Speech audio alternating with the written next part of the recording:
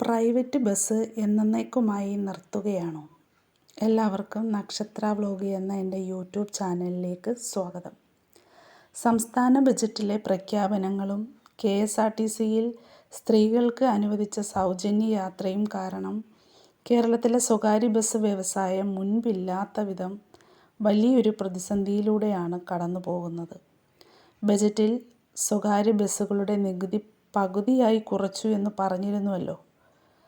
അങ്ങനെ പറയുമ്പോഴും ഒരു ശരാശരി ബസ്സിന് ഒരു ദിവസം ലാഭിക്കാൻ കഴിയുന്നത് വെറും 106 രൂപ മുതൽ പരമാവധി 142 രൂപ വരെ മാത്രമാണ്. ആ കിട്ടുന്നത് കൊണ്ട് എന്താകാനാണ്?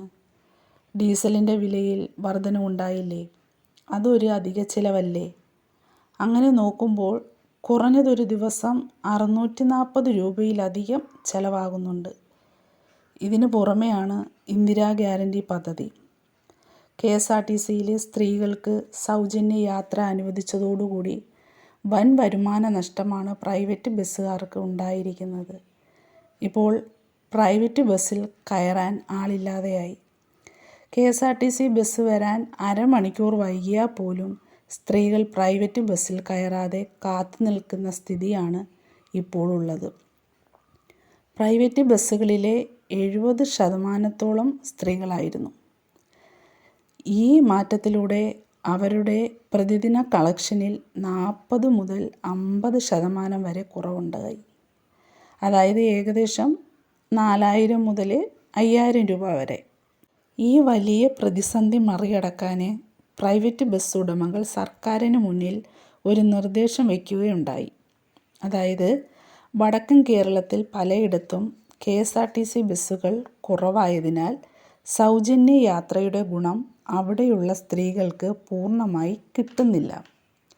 ഇതിനൊരു പരിഹാരമായി KSRTCയിൽ ചെയ്യുന്നത് പോലെ സ്വകാര്യ ബസ്സുകളിലും സ്ത്രീകൾക്ക് സൗജന്യ യാത്രയ്ക്കുള്ള 0 ടിക്കറ്റ് അടിച്ചു നൽകാമെന്നും ആ ടിക്കറ്റുകളുടെ തുക സർക്കാർ തങ്ങൾക്ക് നൽകണമെന്നുമാണ് അവർ ആവശ്യപ്പെടുന്നത്. അത് നടപ്പിലാക്കിയാൽ സംസ്ഥാനത്തെ എല്ലാ സ്ത്രീകൾക്കും ഒരുപോലെ സൗജന്യ യാത്ര ലഭിക്കുകയും സ്വകാര്യ ബസ് വ്യവസായം നിലനിൽക്കുകയും ചെയ്യും. ഈ മാസം 30-ാം തീയതിയോടുകൂടി നിലവിലെ ടാക്സ് കാലാവധി തീരുകയാണ് പ്രൈവറ്റ് ബസ്സുകാരുടെ. അതുകൊണ്ട് സർക്കാർ എത്രയും വേഗം ഇടപെടണമെന്നാണ് അവരുടെ ആവശ്യം.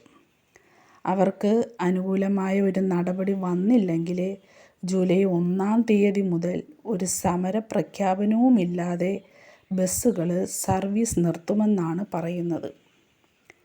സ്വകാര്യ ബസ്സുകളിലും സ്ത്രീകൾക്ക് സൗജന്യ യാത്ര അനുവദിച്ച് സർക്കാർ പണം നൽകുക എന്ന ബസ് ഉടമകളുടെ ഈ നിർദ്ദേശത്തെക്കുറിച്ച് നിങ്ങൾക്കെന്താണ് അഭിപ്രായം? അവരുടെ അവസ്ഥയും കഷ്ടമല്ലേ? ഇതെൻ്റെ അഭിപ്രായമാണ്. നിങ്ങളുടെ അഭിപ്രായം താഴെ കമൻറ്റായി രേഖപ്പെടുത്തണം കേട്ടോ. വീഡിയോ ഇഷ്ടമായ സബ്സ്ക്രൈബ് ചെയ്യണേ, ലൈക്ക് ചെയ്യാനും മറക്കരുത്. പിന്നെ ഞാനൊരു കാര്യം കൂടി പറഞ്ഞോട്ടെ. ഞാൻ ഇടുന്ന വീഡിയോകൾ കൂടുതൽ ആളുകളും സബ്സ്ക്രൈബ് ചെയ്യാതെയാണ് കാണുന്നത്. കാണുന്നവർ ഒന്ന് സബ്സ്ക്രൈബ് ചെയ്യുകയും കൂടി ചെയ്യണേ. Okay, thank you.